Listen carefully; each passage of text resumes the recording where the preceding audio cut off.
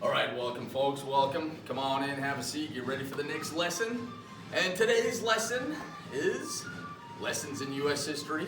And just to let you know, I'm Mr. White from Forest Lake Christian. And we are going to war today. Marching off to war. That's right, the first land battle of the Civil War. Here it comes. It was called the Battle of Bull Run. The first land battle of the Civil War. If you got your notes, you can check it out and follow along as we go. So here we go. And we'll find out what happens in this first land battle. We have the North versus the South. The North had the blue. They already had that color of blue. They're going to be the blue in the North, the Union. The South, they're going to be gray. They're going to be the gray coats, but they're not going to get their uniforms for about a year. So they're all just wearing all sorts of stuff, whatever they've got. And some of them actually went to West Point. Some of them were in the Army before, and then obviously they quit and got out of the Army and went down to the South. So they're wearing their blue uniforms, though, in the South. That is going to have a very big effect in this first land battle. We're talking thousands of soldiers coming together, and they all have basically the same uniform, the same color. They're all going to be in blue in this first battle. Just keep that in mind as we keep going here. All right, let me just look at the notes here. You can just look and see General McDowell is going to be the head guy in the North, and Stonewall Jackson is going to become famous in the South. There were a few other generals too. Johnson was in the South, but Stonewall Jackson is going to become very prominent. I've actually got a generals chart right here, the main generals. On the North, they had a bunch. On the South, they just had a few. But just wait till we explain that, and you'll see that really the South has the advantage. A lot of people, oh yeah, look at all those generals they got. Yeah, but we're going to see how many of them are really that good at strategy and things versus Stonewall Jackson and Robert E. Lee. So as we get into this, you'll see. Anyway, the fervor for battle was on. The North was calling for war. They were calling for, let's put down the South. Let's control them. Let's stop them from cutting away, seceding from us. So a lot of people are crying, on to Richmond. By the way, Richmond was the Southern capital. So if you're looking at your notes, you can see that these armies are going to collide halfway between Richmond, Virginia, and Washington, D.C. I found something interesting, that these two different capitals, North and South, their capitals were only 100 miles apart. They're only 100 miles apart. That's not really very far when you consider the whole country. So these two capitals are close. Each side was thinking, let's take the other guy's capital, and that will really demoralize them, make them feel real bad, and maybe even help you to, have a little more attitude to win this war. You know how that goes. So they were each trying to take the other guy's capital. All right, Irwin McDowell, I have a picture of him here. He's the main general in the North. I don't know if you've heard of him or seen him before. There he is right there. There's not a whole lot of pictures of him. Irwin McDowell, have you ever heard of him? I've actually never heard of him either. No offense, but he's only going to be general for about one day. You guys know what's coming. He's the Northern general, but is he very good? He's a good strategist, but something happens when you start a war, when you get into war, and a lot of times the plans and the strategies actually don't survive the first shot. Things happen, things change, and you got to be able to adapt and adjust, and I don't think he was really that good at that part of thing. Anyway, when this battle happens, let me just read a little bit of this. This is right out of your book, so you can read it too. But at the outset, the Union troops were actually fighting well. And they were lined up, and they were shooting, and they were taking the land. Remember, most of these battles, whoever takes the battlefield actually wins the war, or wins the battle. So that was usually a first criteria of most of these battles. Whoever wins is the people who take the field. Doesn't matter how many men you lose, it just matters if you can take the field. So the Union are holding steady, and they're actually advancing a little bit. The Confederate Army is actually giving ground. They're pulling back a little bit. And then we have Thomas Jackson. There's a picture of him. Stonewall Jackson. He actually was known as Thomas Jackson. He was a general at the time. He gets his nickname here because he actually stands firm. He actually is standing firm when the Union are coming against him. He actually is ordering his men to stay and fight and stand, and they do. And he stands out there and he's directing things. And well, let me show you this right here. Check this out. Officer's sword right here is a cavalry sword, but check it out, real sword right there. And he's out there and he's directing things, and he actually had a habit of having his left hand out a lot when he was directing things. He was very, movement oriented, and he had his hand out. And guess what happened? Boom, a bullet right through his hand in the middle of this battle. It shot through his hand. But he still kept in, he still stayed on there. He's still staying there, staying on his horse and, directing things. And he's actually credited as holding and maybe even winning this battle, holding the line. He said, actually when it was over, God made my brigade more instrumental than any other. So he gave the credit to God. He really did. He was really a strong Christian. He actually gave his life to the Lord in every battle. He actually said that he was as safe in battle as he was in bed. He was just giving his life to the Lord. Whatever happened, happened. He didn't have to worry about it. And he said that if all men believed this, then all men would be equally courageous. So he was very courageous. Even in the midst of battle, he didn't worry about what happened to him personally. He got shot in the hand and everything, but he survived through that battle, and he actually got the nickname Stonewall Jackson at First Manassas, or the Battle of Bull Run. You guys know that the South, they called their battles after cities and other things, and down there their towns and cities. And the North called the battles after the physical features, like Bull Run was a creek. So it was a Bull Creek along there, so that's what they call it, Battle of Bull Run. The South calls it the Battle of First Manassas. Here's a quick little map of the battle. You can check it out there. So there's Bull Run right there. You can see where it says actually what the creek's name is, and you can see the North coming down. But these Southern boys were standing firm, and then they pushed them back. There was actually one group of the North. They were coming in, and they saw some of these guys in blue. They were all dressed in blue, so they never shot at them.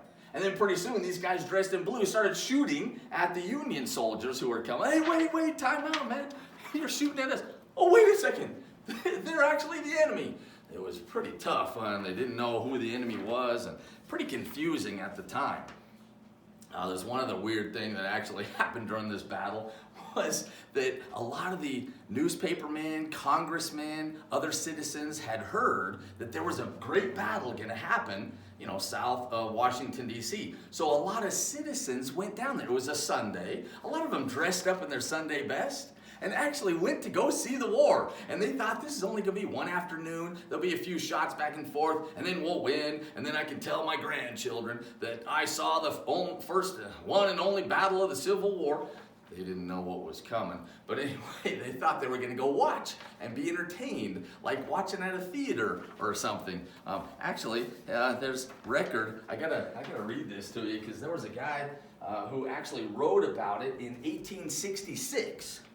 And he actually said, it became known in Washington, D.C., and we called it Washington City back then, Washington, D.C., on Saturday, that McDowell was going to go against Beauregard on the line of Bull Run on Sunday. So scores of men, women, congressmen, officials of every grade, even plain citizens, went out to see this grand spectacle.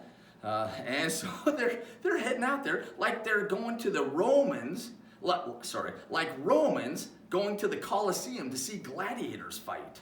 Oh boy, so they headed out there, and it actually says there were shots fired, and while the excitement was delicious, when the danger was distant, but before sunset, cheeks that glowed with exhilaration at noon were pale with terror in the afternoon. Then the actors and the audience were commingled in a wild disorder, and and flight, like from the scene of a bloody drama that is participated from a theater on fire. So it's actually like a theater's on fire. Actually, what happens is the North starts pulling back. The Unions start pulling back, and the South start going. And actually, they force them across the bridge and across the creek and back to Washington. It was a riot. It was actually a rout. It was actually scary for most of the soldiers and the citizens. They all panicked. Union soldiers threw down their guns, their canteens. They ran for Washington.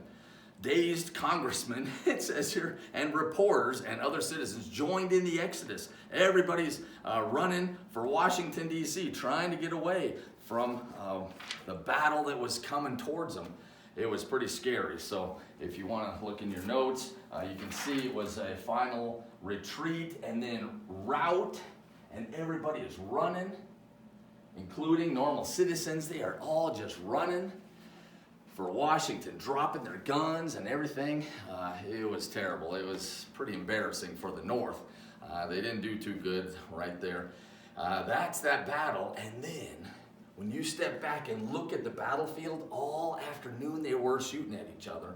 And once everybody had vacated the battlefield, except for the South, they had sort of taken the battlefield, and so they won, and they were pretty tired to pursue the North. So anyway, they just stayed there, but they surveyed the battlefield, and guys, there were thousands of people dead.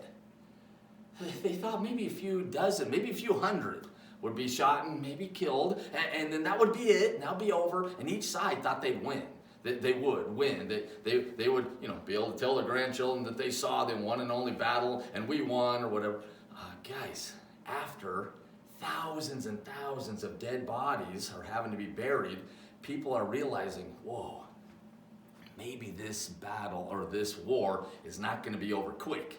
Maybe there's going to be a whole bunch of battles, and maybe this war is going to go on for a long, long time. You know how many thousands died after the South won that battle? But look at this. You can look in your notes too. 3,000 dead Union soldiers, 2,000 Confederate soldiers, 5,000 dead in one afternoon. That was a shock to everybody. Nobody expected that. So this Battle of Bull Run really shocked everybody into thinking this is going to be a long and protracted war. It's going to be a lot harder than they thought initially. So that sets you up for the first battle and what's coming. Now, let me just quickly go ahead a little bit in our notes and in the chapter. Hesitation and loss for the North. The North is not going to do too good at the beginning. They're going to switch generals, and they're going to try somebody else against the top Southern general, who was Robert E. Lee. Remember, we talked a little bit about him. He was very bold, and it seems like wherever he fights, he wins. So be checking out the notes, and it actually talks about him winning every time where there, I think it was the 7 Days Battle, he was fighting in that, and he beat McClellan every time. McClellan was the new general, and there's a picture of him, and he's a pretty famous guy. McClellan Air Force Base is named after him. He was a good general. Really, his men liked him and trusted him. He really wanted to take good care of his men, but there's actually record that there's sort of a sad note on that, in that he didn't actually have them fight very much. He was always hesitating. He was always saying, being very cautious, saying, well, my men need more time, they need more supplies, they need more food, they need more training, and he just really wasn't a good strategist in the actual fighting. But a lot of his men really liked him. There's a quote in your book here. It says here, he turned the army into a well-drilled, well-oiled machine. His troops even sang a song. For McClellan's our leader, he is gallant and strong. For God and our country, we are marching along. But they really didn't do much fighting. That's the problem. They did a lot of marching, but not a whole lot of fighting. Anyway, just to mention, if you want to see the first battle, Battle of Bull Run, is very well done in this movie called Gods and Generals. Might be able to do some links to it. I'm not sure. Somehow maybe show it to you a little bit. But if you get a chance, you can watch the first part of this movie, and it actually shows the Battle of Bull Run very well in this movie. So if you wanted to see a visual of it, too bad we're not here, because then I could show you a little edited version. But such is our challenges these days. So anyway, let's see. McClellan, he's overcautious. He's not really doing much against Lee. However, there's one other thing I got to tell you about. The Union blockade. They were trying to blockade all the southern ports. So in the notes you'll see that, and you'll read about it in the book, where they tried to blockade all the southern ports, tried to stranglehold on the south to try to get them to give up and stop this whole war. But over in the west, there was a Union general named U.S. Grant, Ulysses S. Grant. And he comes to our notes at this first time here, and he is an amazing, very strong, doggedly pursuing, winning, so much so that Lincoln actually takes note of him. He's way over in the west, over along the Mississippi River at this point, but Lincoln hears about him, and so we're going to hear Lincoln and Grant's exchanges a little bit later. But first, for now, at the beginning of the war, Grant is actually over in the west, and he's actually attacking Vicksburg, which was a southern city right on the Mississippi. And he wants to take that city, and it's amazing. Grant had this strategy. He broke his army away from their own supply line. You guys know, all armies, they got to have wagonfuls of food, clothing, shelter, tents, all the supplies. They got to have wagons from here to, Timbuktu, usually, as a supply line to give them all the food. Think about it. How much do 20,000, 30,000 men eat every day? That's a lot of food that's going to have to be trucked in, brought in by wagons back then. Well, he actually cut himself off from his own supply line. He announced to his forces that they should carry what rations they could, bread, coffee, that sort of thing, and make the country furnish the balance. In a move that shocked the general over at Vicksburg, Grant moved east and cut off the federal supply line. And so then Pemberton, who was on the south, on the Vicksburg, coming out of Vicksburg, he thought, well, I'll cut off his supply line. And then he marched out there and found out there was no supply line. Grant didn't even have a supply line. They were just foraging off the land and carrying what they had, and they didn't even have a supply. Wow, so Pemberton, man, he was shocked, and he comes back to Vicksburg and finds out that he is surrounded, he's trapped in Vicksburg for 6 weeks. Around the clock, the Union is shelling and shooting, cannonballs at them. They were short on goods. They didn't have much food. The people resorted to eating mules, rats, and even their own pets. Oh boy, can you imagine that? Wait, don't imagine that. Poor little Fluffy. Fido. No, anyway, don't imagine that. Sorry. Anyway, finally, with no food, no hope of surrender and relief. No hope of relief. The Confederates actually surrendered. They had to surrender Vicksburg. They surrendered it to General Grant.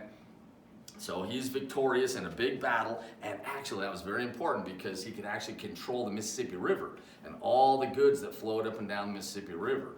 So he becomes a hero right there. So the last part of your notes talks about it. They surrendered, just the city they surrendered. On July 4th, I wonder who came up with that. Actually, I read a little bit that General Pemberton was hoping that since they surrendered on July 4th, wait, that's Independence Day. He was hoping to get better terms of surrender, but Grant didn't really give him much any better terms. He just said unconditional surrender. Actually, U.S. Grant. You thought about that? U.S. is Ulysses Simpson Grant, but U.S. Grant. U.S. United States. Also, he was actually one of his nicknames nicknames for U.S. Grant was Unconditional Surrender Grant. Unconditional Surrender Grant. And that's what he did often when he could. He just kept demanded unconditional surrender. And the enemy just had to surrender and put themselves at the mercy of Grant. So interesting stuff. That's how far we're getting today in our lesson. So thanks a lot for listening and learning some things on U.S. history. And we'll keep on going with our lessons next time. So I'll see you later. Bye-bye.